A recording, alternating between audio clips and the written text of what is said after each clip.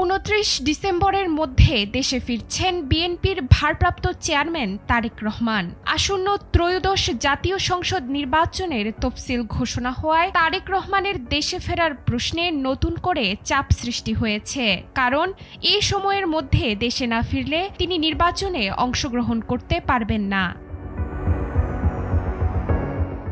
গত ৩ নভেম্বর বিএনপির মহাসচিব মির্জা ফখরুল ইসলাম আলমগীর আনুষ্ঠানিকভাবে জানান, বগুড়া ৬ আসন থেকে নির্বাচনে অংশ নেবেন তারেক রহমান। কিন্তু সেই ঘোষণার ১ মাস পরও তিনি এখনও বাংলাদেশের ভোটার নন। আর প্রার্থী হতে হলে ভোটার হওয়াটা বাধ্যতামূলক।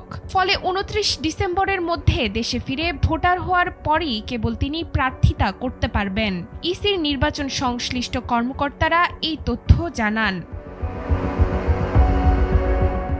ইসির কর্মকর্তারা বলছেন, আইনের কোনো বাধা নেই। দেশে ফিরলেই তিনি কমিশনে আবেদন করে তাৎক্ষণিকভাবে ভোটার হতে পারবেন। ভোটার তালিকা আইন ২০০৯ এর ১৫ ধারায় স্পষ্ট বলা আছে, কমিশন যে কোনো সময় কোনো ব্যক্তির নাম ভোটার তালিকায় যুক্ত করতে পারবে।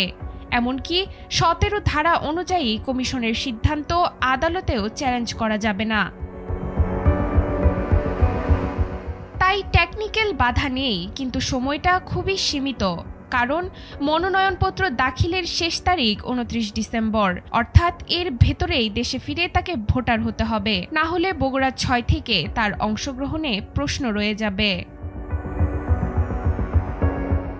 এদিকে লন্ডন সূত্র বলছে, মহান বিজয় দিবসকে কেন্দ্র করে যে গুঞ্জন ছিল তা সত্য না হলেও মাসের শেষ সপ্তাহেই দেশে ফিরছেন তিনি। সফরসঙ্গীরাও প্রস্তুতি শুরু করেছেন।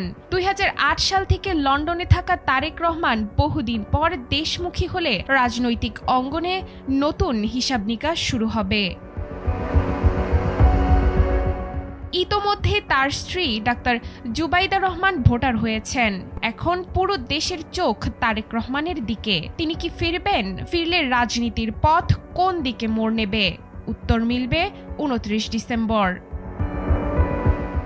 ডেস্ক রিপোর্ট, সময়ের আলো।